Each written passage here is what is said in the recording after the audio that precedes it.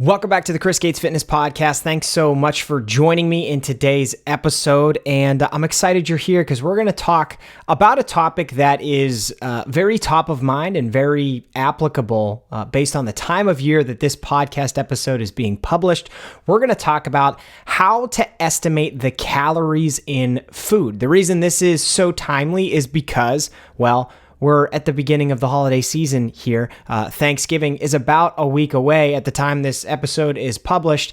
And I'm going to guess once Thanksgiving rolls around, you're going to be in a lot of situations from then till the end of the year where you're not going to be able to track 100% accurately. You're not going to be able to know exactly how many calories you are putting in your mouth at each meal. And if you missed the previous episode where I talked about how to not gain weight on a holiday, I would highly recommend you check that episode out as well, because I dove into a lot of details and context about just how to approach the holiday season.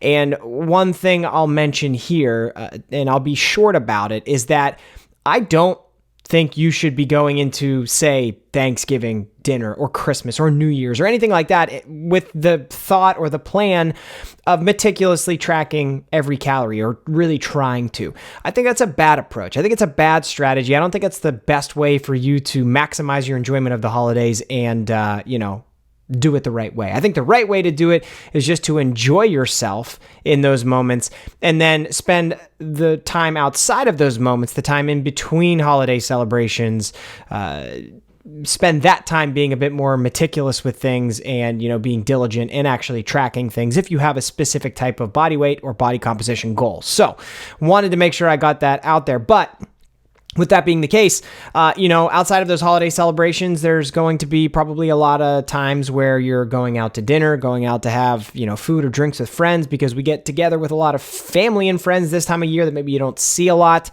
And you don't want to let this entire month to month and a half turn into a bender and be a free-for-all and, really lose sight of your health and fitness goals. So what we're going to talk about today in terms of how to estimate the calories in food is I'm going to break down some simple strategies you can use to make sure that you're able to go into these meals with a game plan to keep things on track, okay? And as always, we're going to try to make it simple. We're going to try to make it sustainable. And I, as always, really hope that it helps. So I hope you enjoy this clip. This is a clip from a previous podcast listener Q&A that I did earlier in the year. I know that not everybody catches every single minute and second of every single podcast episode, so occasionally I like to publish these mini episodes to catch you up on some of the topics that I think are the most useful, some of the things that we've talked about that could be of the biggest help to you. So I hope you enjoy this episode, and before we dive into the clip, if you're not subscribed to the podcast, make sure you subscribe. So if you're watching the video episode of this on my YouTube channel, make sure you subscribe to my YouTube channel so that you never miss an episode or another video that I post. And I got a lot of good stuff coming here throughout the end of the year and into the beginning of 2024 that you're not going to want to miss.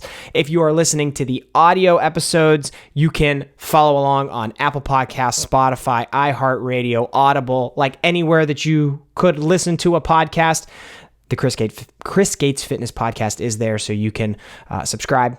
And if you find this helpful, please leave a 5-star rating and review, because that helps the podcast get in front of more people, which is exactly what we want to do here, right? We want to make sure that people are getting the right information about fitness and health and nutrition so that you can make sustainable progress and so that other people can do the exact same thing.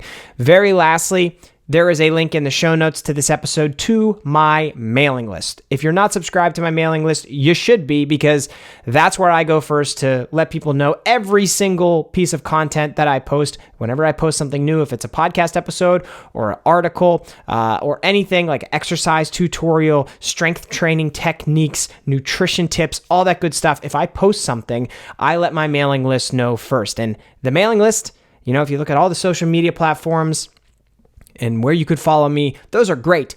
But those are subject to the algorithm, and you may not get to see everything that I post there, but if you are subscribed to my mailing list, you will get the most helpful content that I publish, and it'll go right to your inbox so that you will actually see it. So make sure that you're subscribed. You get a bunch of free stuff if you do subscribe, like a free workout program, free dieting guide, free cookbook. There's a lot of good stuff in there. So make sure you're on my mailing list if you haven't done that. There's a lot of value there, and I would really appreciate it. Okay. I'm not going to delay any longer. Let's dive into the topic of the day, which is how to estimate the calories in food. How should I track foods with a lot of ingredients or foods that I don't personally prepare? Really, really common situation that a lot of people run into because, you like to go out and eat sometimes, right? Or maybe you're at work and somebody brings in food and you didn't prepare it. You know the food that it is, but you don't know how to track it. Or you go out to dinner. Obviously, when you go out to dinner, like maybe you're at a local restaurant, their menu isn't in MyFitnessPal. How do you track it? So let's talk about this whole situation. And this whole situation comes down to the concept of estimating, okay? When you're tracking your diet to lose weight, to gain weight, whatever, maintain your weight, whatever the goal ends up being, you're going to have situations where you're going to have to estimate because it is going to be impossible unless you never leave the house and you only eat things that you personally have prepared, which I don't think describes anybody really. You're going to have to understand that there are going to be these situations, and that's okay. And we just need to find ways to estimate and get close to what you're supposed to be eating. Okay.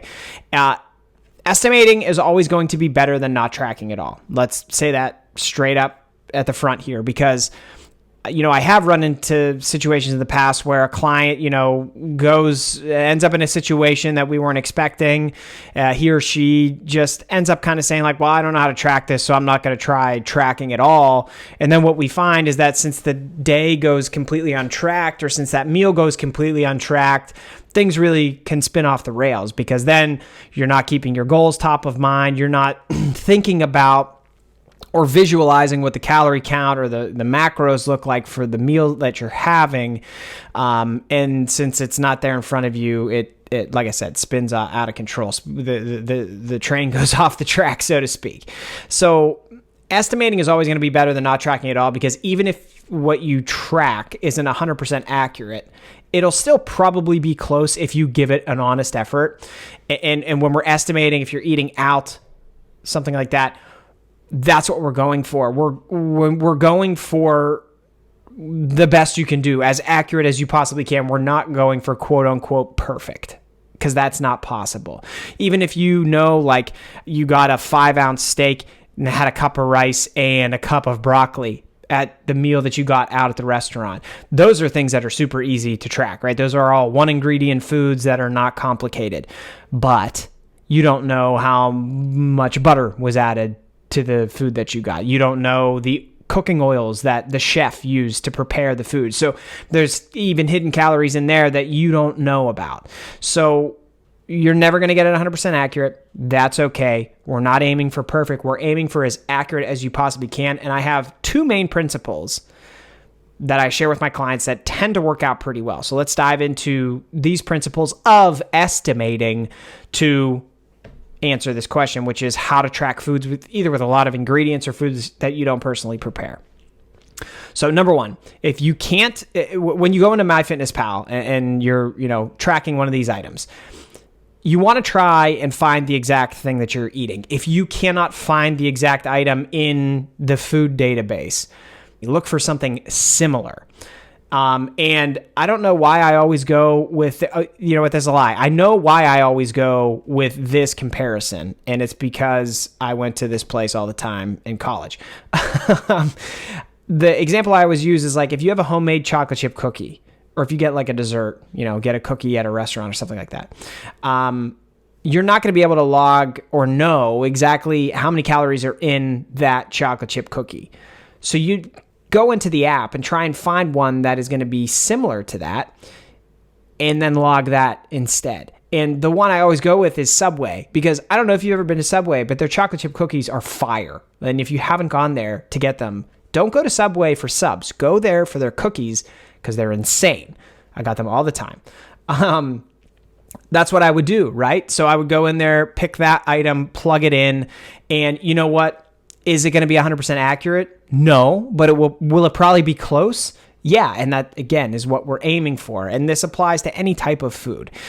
So, if you go somewhere and you get, I don't know, some type of like pasta dinner, or if you go out and you get Chinese food or something like you can go into MyFitnessPal or any app that you use to track your nutrition and look up that dish. And if your restaurant doesn't come up, but other restaurants do, you can get a feel by looking at all of the options there for that dish that you're eating of, oh, okay, this dish at this restaurant isn't in there, but the same dish is in there for 7 different restaurants.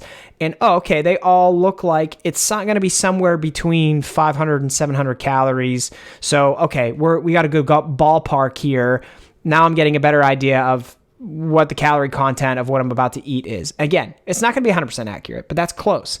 And that takes us to number 2. When in doubt, overestimate the calories that you're eating.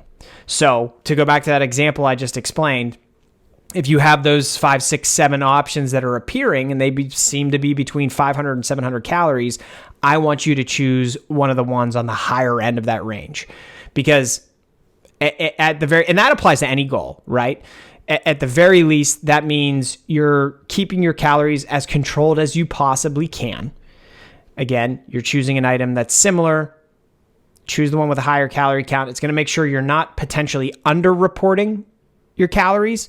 And it tends to, for anybody with any goal, work out the best. Because even if you're trying to build muscle, like, if you choose something and it ends up being 100 calories off or something like that, so if that means then you underate 100 calories, that's not that big of a deal, And it's better than underreporting and then that thing ended up being several hundred calories more, and then like, okay, you really overate for the day.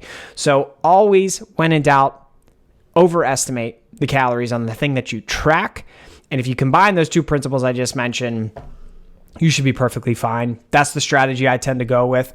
Now, the last thing I'll say is like, there was this element of the question where it's tracking foods with a lot of ingredients. I will say, if you are preparing the food, then you have the ability to track all those ingredients, and you should, right? You should.